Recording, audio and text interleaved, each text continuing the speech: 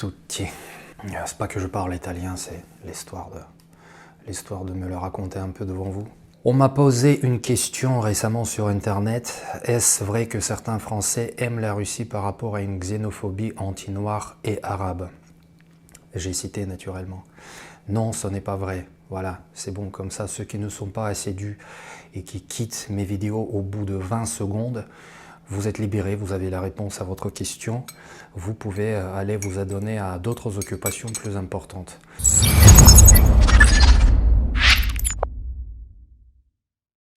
Premièrement, mettons les points sur les i. Déjà, dans la formulation de la question, en dehors du sujet lui-même, la xénophobie anti-noir et arabe, ça ne veut rien dire. La xénophobie, c'est une antipathie envers tout ce qui est étranger, envers tout ce qui est ce qu'on appelle exogène, c'est-à-dire quelque chose qui vient de l'extérieur du groupe auquel j'appartiens.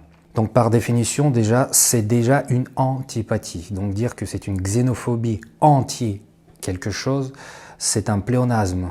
C'est monter en haut ou descendre en bas.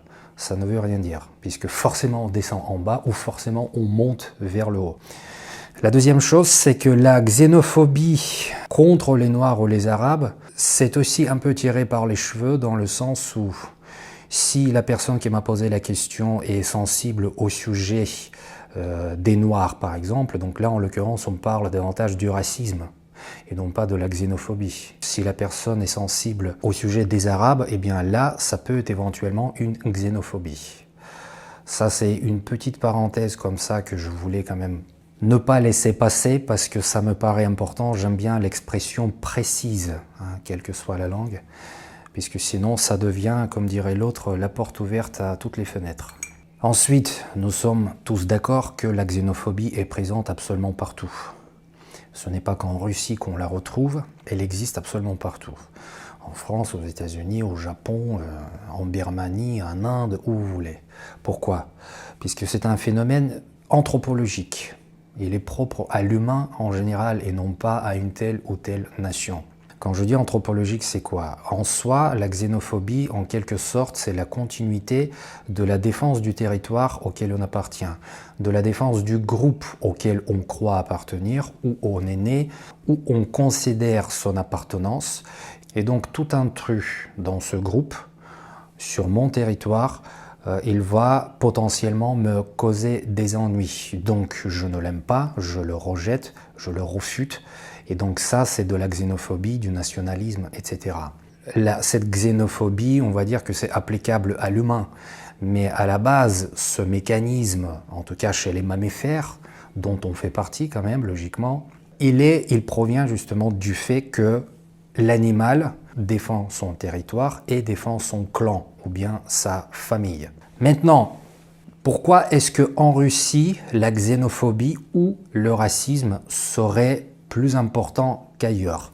Je pense que là, la question en fait est mal posée puisqu'il ne s'agit pas forcément de la xénophobie ou du racisme, il s'agit des prémices historiques. Je m'explique, j'essaie de faire rapidement. La Russie a été, comme je l'appelle, décongelée ou bien ouverte il y a 30 ans, après l'URSS. Donc il est parfaitement clair, je pense pour tout le monde, et normal de comprendre que la Russie n'a pas suivi, la Russie comme toutes les anciennes républiques soviétiques, n'ont pas suivi le même parcours, le même chemin en autant de temps que les pays occidentaux, comme par exemple la France, ou parlons des pays francophones européens en général, donc on parle vraiment de l'Europe occidentale. Or, les pays post-soviétiques n'ont pas du tout eu le même temps, ni à la même époque, ni dans les mêmes conditions, pour suivre ce développement historique qu'ont suivi les pays de l'Europe occidentale. Or déjà, par essence, cette comparaison entre l'Europe occidentale et les pays post-soviétiques, quelque part, selon moi, il est inapproprié. Je dirais que les Russes ne sont pas plus xénophobes ou racistes que les autres, simplement leur attitude envers la peau d'une autre couleur ou envers l'autrui est tout simplement différente. Culturellement, historiquement, et politiquement aussi, bien sûr, aujourd'hui. Surtout si on prend en compte tout ce qui se passe, enfin, je veux dire, la relation « je t'aime moi non plus » entre l'Occident et la Russie, en particulier depuis 2014.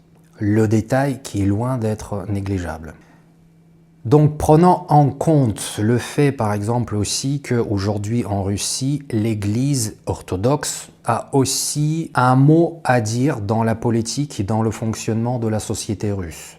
Et forcément, dès qu'on parle de l'Église, automatiquement on parle de quoi? On parle davantage du traditionnalisme, c'est-à-dire c'est quelque chose par quoi sont passés absolument tous les pays du monde, y compris les pays occidentaux. Sachant que en Russie, la religion était bannie, interdite pendant les 3/4 du XXe siècle.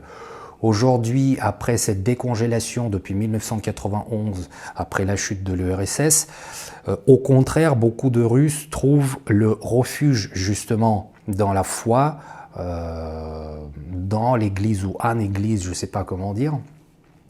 Et donc l'église joue un rôle assez important politiquement et socialement. Automatiquement, à partir de là, vous imaginez bien que l'Église va du mal à cautionner, par exemple, les choses comme l'homosexualité, qui est considérée aujourd'hui en Russie comme la perversion, voire comme la maladie, etc. L'Église va avoir du mal, par exemple, avec la destruction des valeurs familiales, qu'on observe quand même beaucoup aujourd'hui en Occident. C'est un sujet encore à part, donc je ne vais pas rentrer dedans, sinon mon explication va devenir interminable. Bref, tout ça pour vous dire que les valeurs sociales, les valeurs, on va dire, humaines, politiques et toutes celles que vous voulez, en Russie aujourd'hui sont différentes de celles qu'on peut connaître en Occident, ou en l'occurrence en France. Est-ce que ça veut dire automatiquement que les Russes sont plus racistes ou plus xénophobes ou plus homophobes? Personnellement, je dirais, et attention, ce n'est pas de la rhétorique, je n'essaye pas de faire dans le politiquement correct, ce n'est pas mon intérêt, simplement j'essaie d'expliquer ça en tant qu'observateur, on va dire, extérieur et neutre, puisque je ne suis pas forcément pro-orthodoxe, pro-russe, tout comme je ne suis pas pro-occidental, pro-catholique, pro, je sais pas moi, l'OTAN, etc., etc. J'observe ça de l'extérieur et j'essaie de donner une analyse neutre. C'est mon intérêt le plus cher. Les Russes ne sont pas forcément xénophobes ou racistes, simplement leur attitude envers ces sujets-là est complètement, voire foncièrement différente. Encore une fois, compte tenu de leur histoire, compte tenu de leur culture et forcément aussi compte tenu de leur religion. Bon.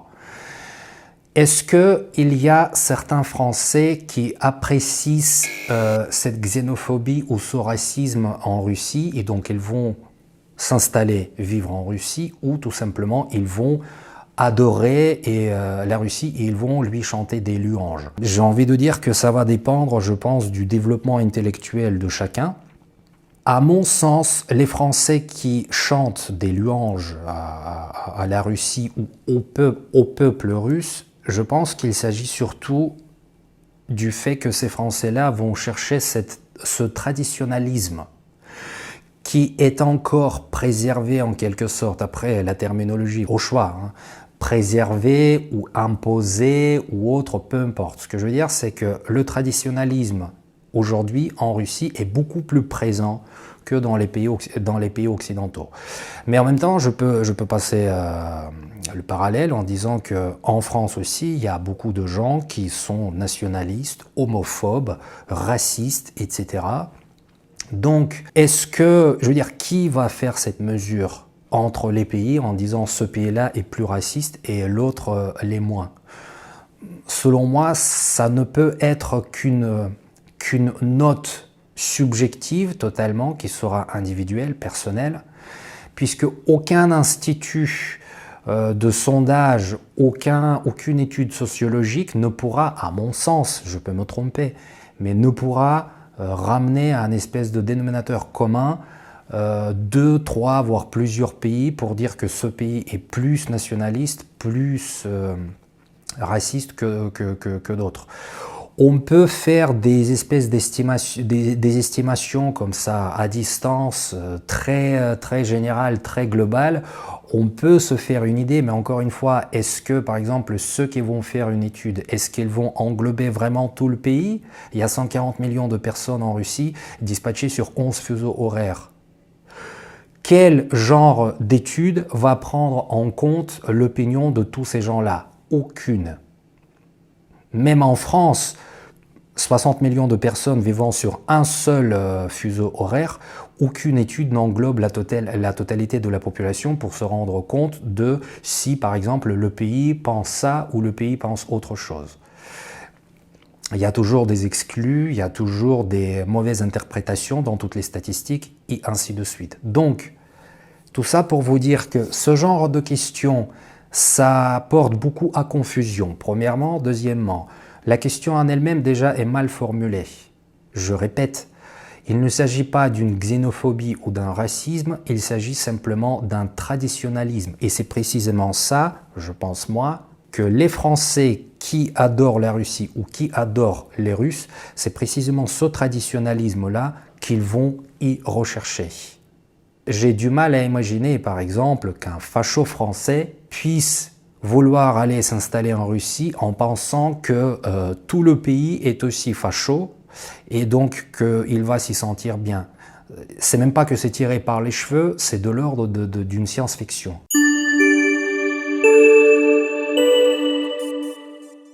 Voilà, cette réponse qui est un peu vague, un peu diluée, j'en suis conscient. Mais en même temps, ce genre de formulation de questions, c'est, j'allais dire, dangereux. C'est pas dangereux, c'est propice à tout un tas d'interprétations. Et le problème, c'est que chacun va interpréter à sa manière. En d'autres termes, il y aura autant d'opinions que de gens sur Terre. C'est la phrase que j'utilise toujours et partout. Je pense qu'à force, tout le monde l'a apprise par cœur. Donc, il faut toujours faire gaffe à ce qu'on dit et comment on dit. Non pas pour le politiquement correct, mais pour la précision des choses. Puisque moins précisément on s'exprime, et plus on a tendance à induire en erreur les autres et faire interpréter nos dires par les autres d'une façon qui est complètement décalée de celle qu'on voulait passer au départ. À un moment qui est non négligeable et auquel il faut toujours penser.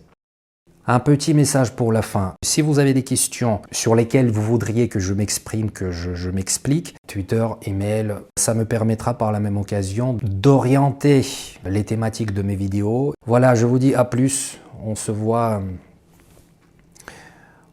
plus tard.